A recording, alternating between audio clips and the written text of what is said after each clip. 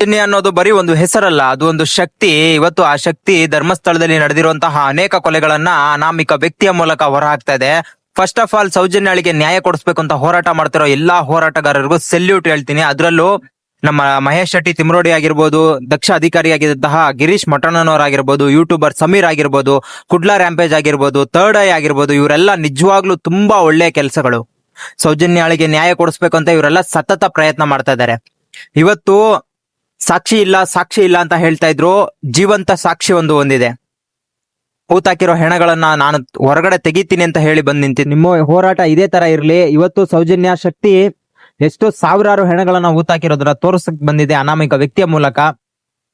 ಇನ್ನೂ ಸರ್ಕಾರ ಎಚ್ಚೆತ್ಕೊಂಡಿಲ್ಲ, ನಮ್ಮ ಕರ್ನಾಟಕದ ಮೀಡಿಯಾಗಳು ಎಚ್ಚೆತ್ಕೊಂಡಿಲ್ಲ, ಮೀಡಿಯಾಗಳು ಮಲ್ಕೊಂಡಿದ್ದಾವೆ. ನಿನ್ನೆ ಆ ವ್ಯಕ್ತಿ ಸ್ಥಳ ಮಹಾಜರು ಮಾಡೋದಕ್ಕೆ ಬಂದಾಗ ಪೊಲೀಸರು ಬಂದಿಲ್ಲ. ಎಷ್ಟು ನಿರ್ಲಕ್ಷ್ಯ ಮಾಡಿದ್ದಾರೆ ಪೊಲೀಸರು ಅಂತ ಹೇಳಿದ್ರೆ ನಾಚಿಕೆ ಆಗ್ಬೇಕು. ಆ ವ್ಯಕ್ತಿ ಹೂತಾಕಿರೋ ಹೆಣಗಳ ಸ್ಥಳ ಮಹಾಜರು ಮಾಡ್ಕೊಡ್ತೀನಿ ಅಂತ ಹೇಳಿದ್ರೆ ಬರಕ್ಕೆ ಆಗ್ತಾ ಇಲ್ಲ ಪೊಲೀಸರ ಕೈಯಲ್ಲಿ. ನೋಡಿ ಎಂತ ವ್ಯವಸ್ಥೆ ನಮ್ಮ ಕರ್ನಾಟಕ ಸರ್ಕಾರದಲ್ಲಿ ಎಂತ ವ್ಯವಸ್ಥೆ ಇದೆ ಅಂತ ಇದ್ರಲ್ಲೇ ಗೊತ್ತಾಗ್ತಾ ಇದೆ. ಅಲ್ಲಿ ಒಬ್ಬ ತಾಯಿ ತನ್ನ ಮಗಳ ಅಸ್ಥಿ ಪಂಜರ ಹುಡ್ಕೊಡಿ ಅಂತ ಹೇಳ್ತಿದ್ದಾರೆ. ಅನನ್ಯ ಭಟ್ MBBS ಓದ್ತಿದ್ದಂತಹ ವಿದ್ಯಾರ್ಥಿ ಧರ್ಮಸ್ಥಳಕ್ಕೆ ಬಂದು ಕಾಣೆ ಆಗ್ತಾಳೆ. ಸ್ನೇಹಿತರ ಜೊತೆ ಧರ್ಮಸ್ಥಳ ಕ್ಷೇತ್ರಕ್ಕೆ ಬಂದಿರ್ತಾರೆ. ಸ್ನೇಹಿತರು ಬಟ್ಟೆ ತಗೊಳಕ್ಕೆ ಅಂತ ಹೊರಗಡೆ ಹೋಗಿರ್ತಾರೆ. ಆ ಟೈಮಲ್ಲಿ ಈ ಒಂದು MBBS ಓದ್ತಿದ್ದಂತಹ ಅನನ್ಯ ಭಟ್ ಕಾಣೆ ಆಗ್ತಾಳೆ. ಸ್ನೇಹಿತರು ಹುಡುಕ್ತಾರೆ, ಸಿಗಲ್ಲ. ಅದಾದ್ಮೇಲೆ ಅವ್ರ ತಾಯಿಗೆ ವಿಷಯ ತಿಳಿಸ್ತಾರೆ. ಅವ್ರ ತಾಯಿ ಬಂದು ಹುಡುಕ್ತಾರೆ, ಸಿಗಲ್ಲ. ಬೆಳ್ತಂಗಡಿ ಪೊಲೀಸ್ ಸ್ಟೇಷನ್ಗೆ ಹೋಗಿ ಕಂಪ್ಲೇಂಟ್ ಕೊಡಕ್ ಹೋಗ್ತಾರೆ. ಇಲ್ಲ, ನಿಮ್ ಮಗಳು ಎಲ್ಲೋ ಹೋಗಿರ್ತಾಳೆ, ಬರ್ತಾಳೆ ಹೋಗಿ ಅಂತ ಹೇಳಿ ಕಳಿಸ್ತಾರೆ. ಅದಾದ್ಮೇಲೆ ಅನಾಮಿಕ ವ್ಯಕ್ತಿಗಳು ಬಂದು ಅವ್ರ ತಾಯಿನ ಕರ್ಕೊಂಡು ಹೋಗ್ತಾರೆ. ನಿಮ್ ಮಗಳು ನನಗೆ ಗೊತ್ತು ಎಲ್ಲಿದ್ದಾರೆ ಅಂತ, ಬನ್ನಿ ನಾನು ಕರ್ಕೊಂಡು ಹೋಗ್ತೀನಿ ಅಂತ. ಮಂಕಿ ಕ್ಯಾಪ್ ಹಾಕೊಂಡ್ ಬಂದಿರ್ತಾರೆ. ಅವರ ಮುಖ ಪರಿಚಯ ಆಗ್ಬಾರ್ದು ಅಂತ, ಮುಖಗಳು ಗೊತ್ತಾಗ್ಬಾರ್ದು ಅಂತ ಮಂಕಿ ಕ್ಯಾಪ್ ಹಾಕೊಂಡ್ ಬಂದಿರ್ತಾರೆ. ಇವ್ರ ತಾಯಿನೂ ಮಗಳು ಸಿಗ್ತಾಳಲ್ಲ ಅನ್ನೋ ಒಂದು ಖುಷಿಗೆ ಅವ್ರ ಜೊತೆ ಹೋಗ್ತಾರೆ.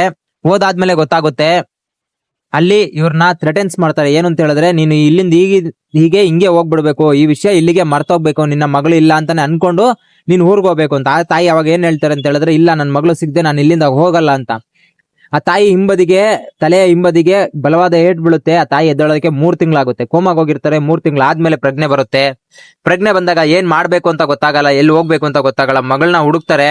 ಸೊ ಮಗಳು ಸಿಗಲ್ಲ, ತುಂಬಾ ಹುಡುಕ್ತಾರೆ, ಸಿಗಲ್ಲ. CBI ಆಫೀಸರ್ ಆಗಿರ್ತಾರೆ. CBI ಒಂದು ಕೆಲಸ ಮಾಡ್ತಾ ಇರ್ತಾರೆ. ಆ ಕೆಲಸನ ಕಳ್ಕೊಂಡು ಮುಂಬೈಯಲ್ಲಿ ಒಂದು ಪಾರ್ಕ್ ಅಲ್ಲಿ ಜ್ಯೂಸ್ ಮಾರ್ಕೊಂಡು ಅವ್ರ ಒಂದು ಜೀವನನ ಕಳೀತಾ ಇರ್ತಾರೆ. ಮಗಳು ಇವತ್ತಲ್ಲ ನಾಳೆ ಬರ್ತಾಳೆ, ಫೋನ್ ಮಾಡ್ತಾಳೆ ಅನ್ನೋದು.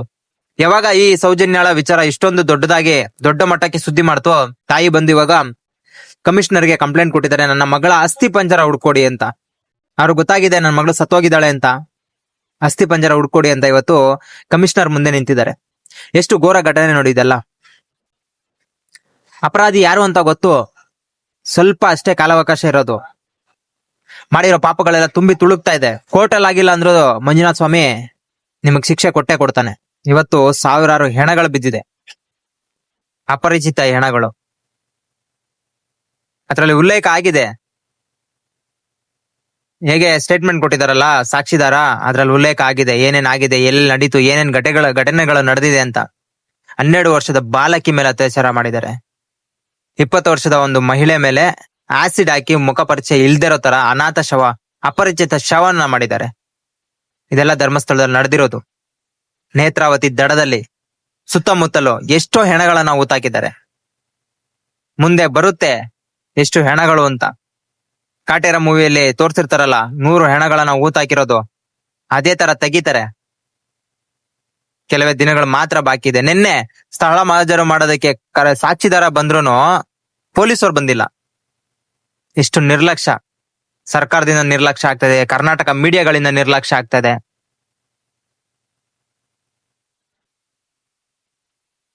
ಆಗ್ತಿಲ್ಲ. ನೋಡೋಣ ಮುಂದೆ ದಿನಗಳಲ್ಲಿ ಗೊತ್ತಾಗುತ್ತೆ. ದನಿಗಳೇ, ನಿಮ್ಮ ಟೈಮ್ ಬಂದಿದೆ. ನೀವು ಆಡಿರೋ ಆಟಗಳೆಲ್ಲ ದಿ ಎಂಡ್ ಟೈಮಿಗೆ ಬಂದು ನಿಂತಿದೆ. ನೋಡೋಣ ಮುಂದೆ ಏನಾಗುತ್ತೆ ಅಂತ.